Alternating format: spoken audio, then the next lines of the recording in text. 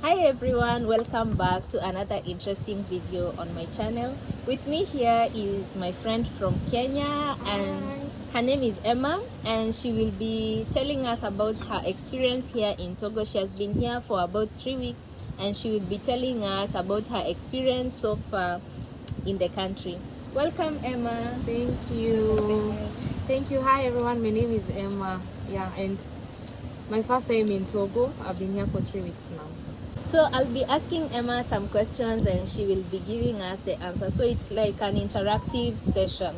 So how was your flight from Nairobi to Lomé? Okay, so my flight was around 9 hours with a 2-hour layover at Addis Ababa. So I came through Ethiopian Airlines. Yeah, but then let me also just talk about my visa application process. Yeah. So I got an e-visa. As a Kenyan, you're required to have an e-visa before you come to Togo. So I applied for the e-visa. It cost me around $81 US. I think because it was a business visa.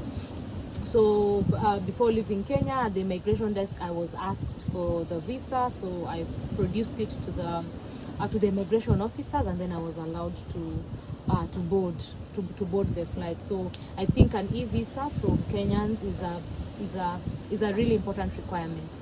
And then also when we got to Lomé, there was a lot of paperwork. So yeah, but then thank God I had the e-visa.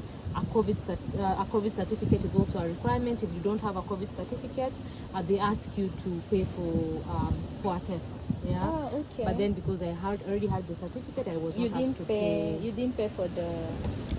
Okay, that's nice. Yeah. Thank you. It's okay.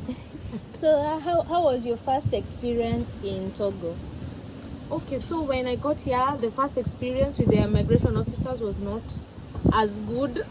And why is that? Yeah, it was not as good because I had applied for my visa, I think 3 weeks before I traveled. Yeah. And because I'm here for business purposes, there were a few things that were still not in place. Yeah. So I came in a week before my visa expired. Yeah. So I had to pay an extra $81. Yeah, so that At the port of entry. Yes, at the port of entry, so that I get my visa extended. Yeah, but then now because of the language barrier, everybody was speaking French. It was not a very good experience. Sorry. Yeah. But then luckily I got it. Yeah, and I was able to come in. Okay. Yeah. So that was your first impression. Yes, that was my first experience. But then after coming out from the airport, I think there's a lot of taxi people. It's just like Nairobi at JKIA. Yeah, everybody will want to take you. Everybody will want to take you. But then I was lucky enough. I got a taxi guy who was able to speak English. I told him where I'm going to, and we came. Along the way, I think Lomé is very beautiful. Yeah. What are the differences and similarities of Kenya and Togo?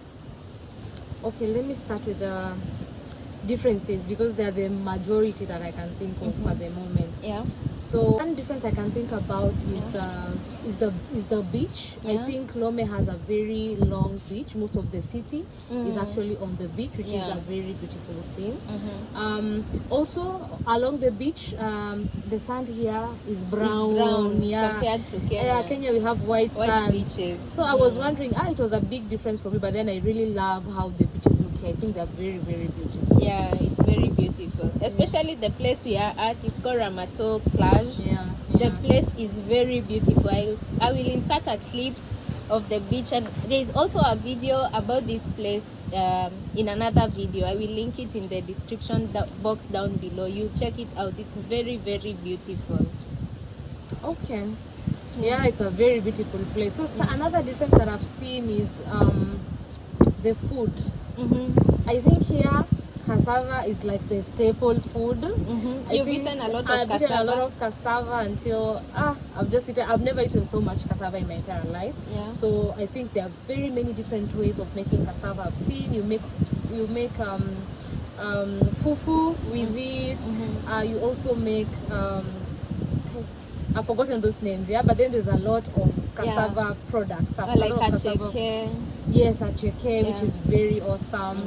Yeah. So another difference is the food. Yeah. Yeah. So here, I think in Kenya we eat a lot of ugali, but then here, as I've mentioned, it's cassava that is the main food. People here also eat maize flour. That is like ugali in Kenya. Oh, really? They call it here pat made with maize flour. Yeah, it's also very common. Okay. Yeah, take me to it that I've not tried that yet. Yeah. I think something else that I've seen is that here there's only one large chain of supermarkets. La Champion, Marché. I think in Kenya you have so many big chains of supermarkets. We have Carrefour, we have Naivas, we have Quick Mart. Yeah, there's so many. I can't even think. There's also another one which is called Super Ramco. Maybe you've not seen it around this place, but there's also another chain of supermarket. Yeah. Okay. And another difference I've seen is the language spoken here. Yeah. So here everybody speaks French, everybody speaks Ewe. So me and my English. So there has been a lot of language barrier since you arrived There here. has been a lot of language barrier, but luckily I have been able to meet a few people here and there who speak English. So I've been good with the communication. I've also learned some French words, but then the next time I'll come, I'll make sure I've learned more French. That's interesting. Yeah. Is there another difference? I think the other one is that there's no the Uber here is called Gozem. Yeah. So again, that is another difference that I've seen. Very big. I think Gozem is everywhere. It's the biggest. I think it's the only online platform, online taxi company in Togo so far. Okay, I think that's a good thing, because in some countries I've been to, there's no online taxi app. In West Africa? Yes. Like for example, in Sierra Leone, I was there last year.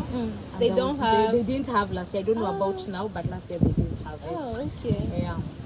I think those are the differences I can think of at the moment. Okay. Yeah. What about the similarities? I think one similarity is the friendliness of the people. I think Africans are just friendly wherever you go. People are very hospitable. So that is one thing that I've seen so far, which is a good thing. Okay, another similarity I can think of is that the people here are very soft-spoken. Yeah, sometimes you think that because you're going to West Africa, everybody is loud. Are people in Kenya soft-spoken? They're not as loud as West Africans. That's what I mean. So I think when you hear the tone of the people that speak is the same as the Kenyan people. So not very loud, not mild. Just there katikati. So not the typical West African that you think. That maybe it's a myth that all West Africans are loud people. I agree. I agree. Definitely, it is a myth. Definitely, it's a myth. Yeah. I think those are the similarities that I can think of at the moment. Yeah. So what do you miss most about Kenya? Okay, so the first thing that I miss, of course, is my family. I really miss my daughter. I can't wait to just go back and spend home. Time with them. I've also missed ugali so much. Yeah, I've missed our food a lot. The ugali here is very soft. It's it's almost like porridge. Really? Yeah, so I think it will also be like some type of difference when you try it, because it's very soft. Us, like you're used to eating ugali with your hands here.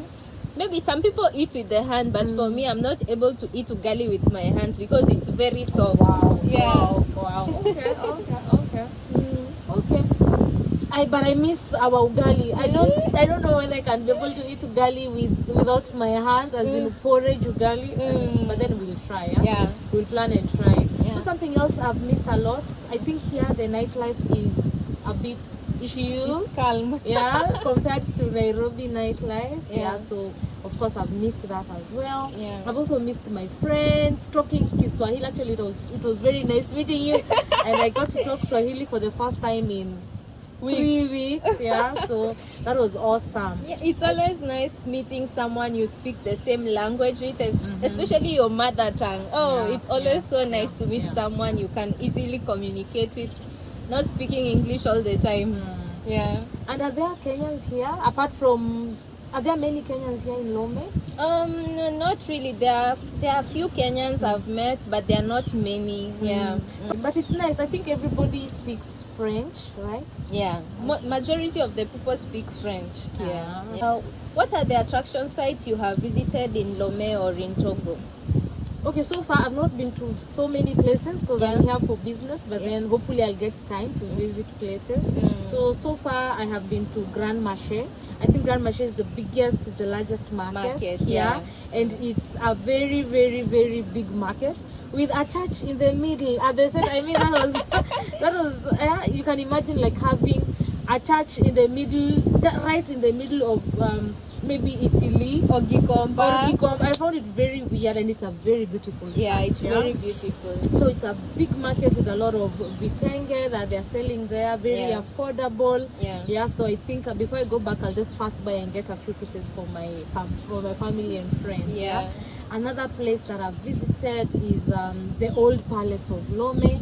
It's a very, very beautiful place. I've not been there. Really? Maybe I should go visit there soon. No, you should be there. It's a very beautiful place. A lot of cultural artifacts on Lomé. It's a very, very beautiful place. Actually, please make sure you go there. I'll go visit that place soon. Go and visit that place. It's very beautiful. Somewhere else I've gone to is the artisan village. Again, I think that one reminds me more of the city markets in Nairobi. Very similar to the city markets in Nairobi, where they sell the cultural things that are about a certain country. So very similar. Or Masai Market. Exactly, or Masai Market. Very similar to that. I think those are the 3 places that I've visited so far. But then I also really want to... I hear that there's a voodoo market. Voodoo market. I really, really, really want to go. I just want to see what happens in the voodoo market. I think it will be interesting because in Kenya they don't sell those things openly. So it will be very interesting just to see how they sell those things as openly as I hear that they sell. Also, I heard in the villages, actually a friend of mine told me that in the villages people actually have voodoo at their doorstep. Really? I've Within not their seen compounds. That. Maybe it's because I've been in Lomé for quite some time. I don't travel much, so maybe that's why I've not seen that. Please make sure you travel and see, and then tell us whether this is true or not. I'll be sure to show you in my future videos how it is there. I think those are the places so far that I've visited and what I want to visit. If anything else also comes along the way, I really would like to visit and see. Oh, that's nice. Oh, that's really nice. You talking about it makes me feel like I've not traveled or I've not been to very many places in Lomé. Hopefully I'll visit the places soon. Okay, please make sure you do.